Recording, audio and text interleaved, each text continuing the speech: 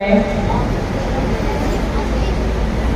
मेरे जैसे छोटे व्यक्ति का सम्मान ना करें। हम जिनके सम्मान, जिनके आदर में एकत्रित होते हैं, केवल उन्हीं का सम्मान करें। हम लोग तो इतने तुच्छ प्राणी हैं कि अगले 100 जन्म में बाबा साहब के एक छोटे से नाखून के बराबर नहीं हो सकते हैं। तो मेरा आपसे ये निवेदन है, मैं कमेटी से भी निवेदन करके जा रही हूँ। जब भी ये निवेदन रखती हूँ तो मेरी बात को दरकिनार कर दिया जाता है। मुझे आज ऐसा लग रहा है कि बाबा साहब का तो जयंती है, उनके साथ साथ आज मेरे वजूद का भी जन्मदिन है। बाबा साहब नहीं होते तो मेरे जैसे गरीब को कहां इतना बड़ा अवसर मिलना था कि एक नेशनल पार्टी, विश्व की सबसे बड़ी पार्टी, 2 स्टेट से 2 विधायक के चुनाव 2 जनरल सीट से चुन लड़वा दे। ये बाबा साहब की देन है। आज मैं उनको नमन करती हूँ। मैं उनकी जयंती पर, ये मेरे वजूद का भी जन्म का दिवस है। मैं आज जो हूँ बाबा साहब की देन है, मेरे समाज की देन है। और जब तक मेरी अंतिम सांस चलेगी, मैं अपनी अंतिम सांस तक बाबा साहब का एक शिष्य बनकर अपना जीवन व्यतीत करना चाहूंगी और अपने समाज के कल्याण में जुड़ना चाहूंगी। उसके साथ साथ एक और इसमें अवसर रखना चाहूंगी। बाबा साहब केवल एक किसी समाज के नहीं थे, बाबा साहब 36 बिरादरी के थे। बाबा साहब एको सातों जात के थे। बाबा साहब हर मजहब, हर धर्म के थे। इसलिए अपना एक एक कण और एक एक क्षण मैं बाबा साहब को समर्पित करती हूँ, समाज कल्याण में समर्पित करती हूँ, अपने समाज को समर्पित करती हूँ। सबसे पहले भारत रत्न, समाज सुधारक, सिंबल ऑफ नॉलेज, महिला सुधारक, निर्भय, निर्भीक, सर्व समाज का महत्वपूर्ण मानव, महामानव के नाम से जाने जाने वाले युग पुरुष, ऐसे हमारे डॉक्टर भीमराव अंबेडकर की जयंती पे आज मैं नमन करती हूँ, उन्हें स्मरण करती हूँ और उनके क्रांतिकारी विचारों को अपनी एक भूमिका में आज लेने का एक आशीर्वाद लेती हूँ।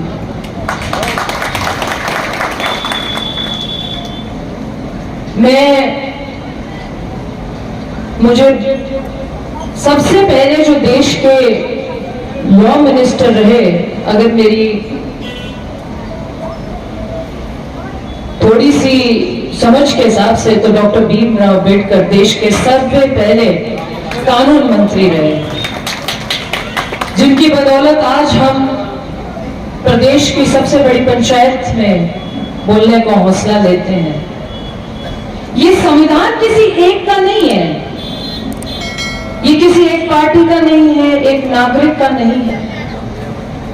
ये संविधान सबको जीने का तरीका बताता है नियमित रूप से, जिसको बाबा भीमराव अंबेडकर साहब ने इतनी सूझबूझ से रचा है। मेरी जितनी यहाँ नौजवान पीढ़ी है, मेरा आप सबसे निवेदन है कि संविधान की एक कॉपी को आप जरूर खरीदिए और एक बार जरूर पढ़िए। वो नियमित रूप से आपको जीवन सुधारने का काम करेगा। इतनी बड़ी देन इस देश को दी है, इतना बड़ा मार्गदर्शन सभी समाज का किया है।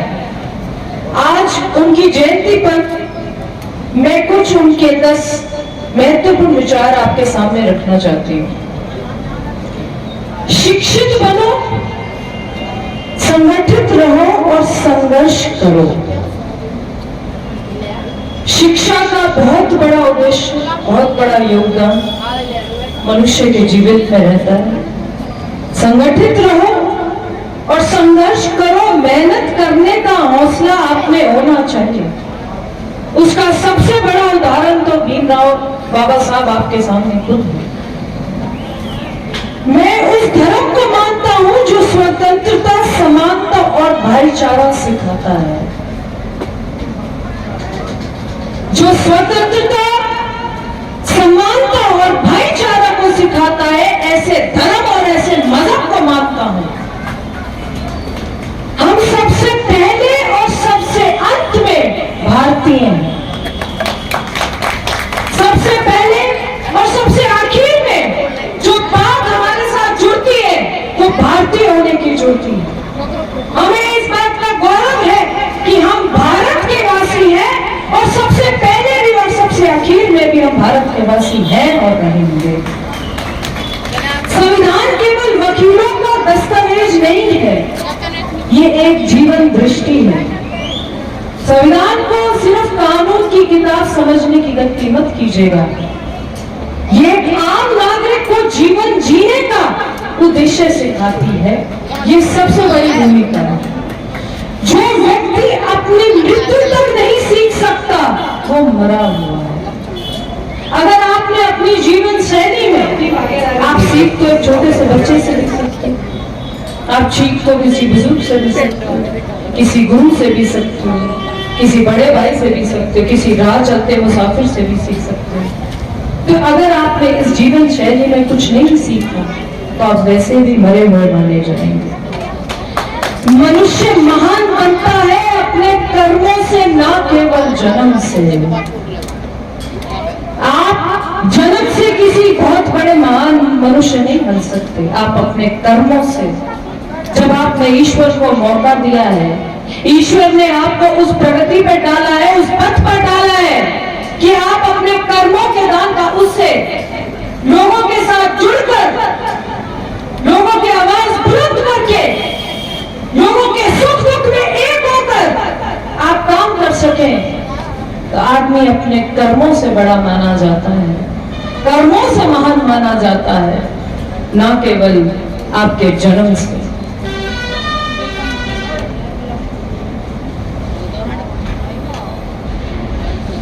यदि हम एक संयुक्त, एकजुट नहीं रहेंगे तो फिर से गुलामी थोप दी जाएगी। याद कीजिए वो पल जो किताबों में लिखा जाता है, कितने सारी उस पे किताबें में लिखी गई हैं।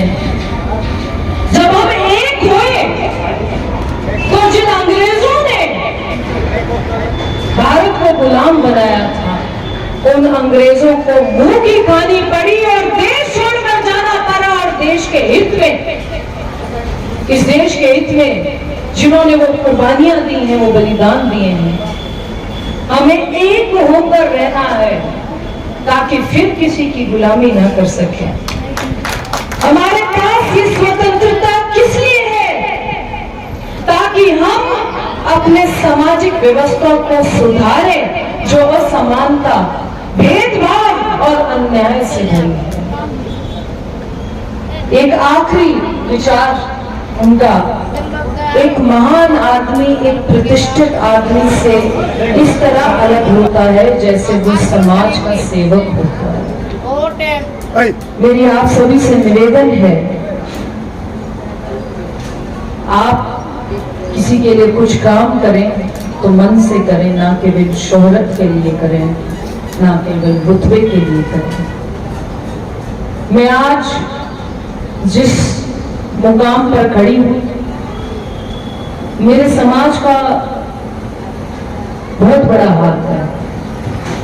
मेरे समाज ने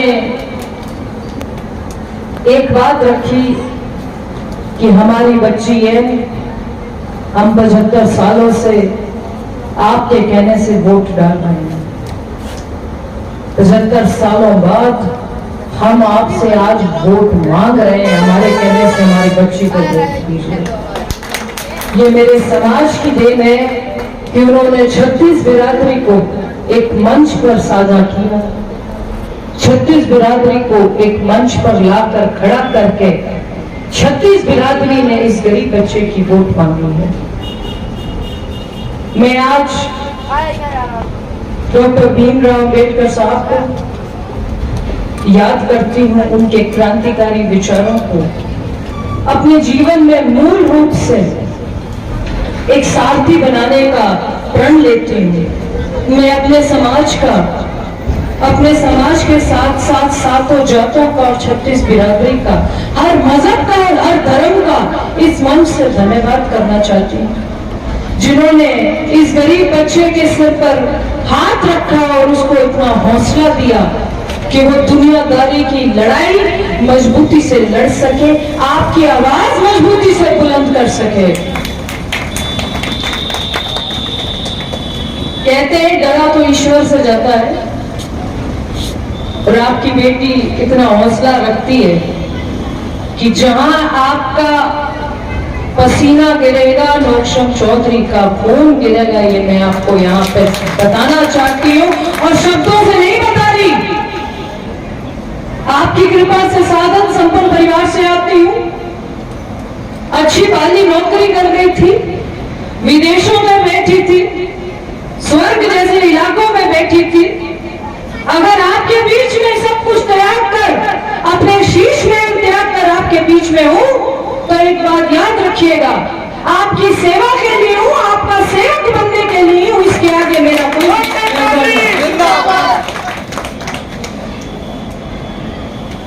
नौक्षम चौधरी तो छोटा सा तिनका है, इसको तिनका रहने दो। ये छोटा सा गरीब का बच्चा है, इसको गरीब का बच्चा रहने दो। ये वो फकीर है जो हर दर पर जाकर आपसे दुआ लेने की नियत रखता है, इस फकीर को फकीर रहने दो। जब तक सूरज चांद रहेगा तेरा नाम रहेगा, जब तक सूरज चांद रहेगा तेरा नाम रहेगा, जब तक सूरज चांद रहेगा तेरा नाम रहेगा। के सेवक की तरफ से, आपकी बेटी की तरफ से, आपके बेटे की तरफ से आपको अम्बेडकर जयंती की हार्दिक शुभकामनाएं।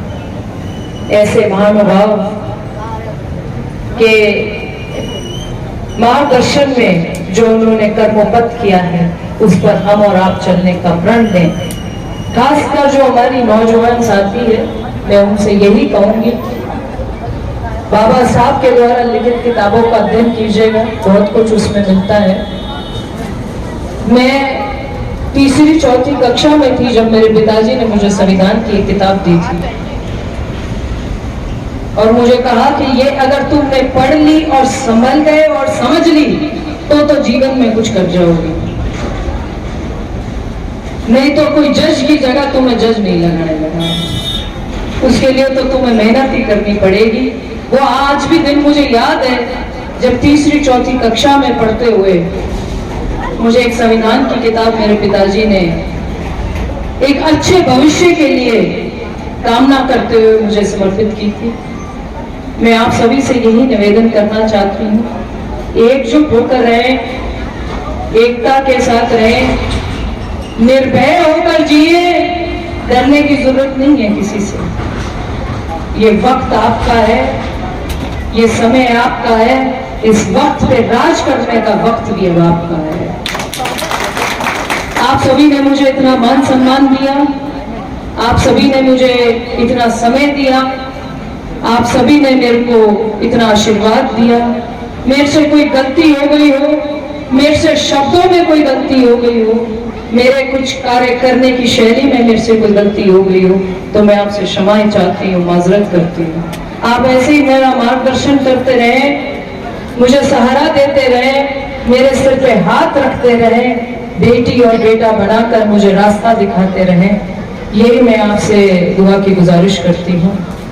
एक बार जोर से बाबा साहब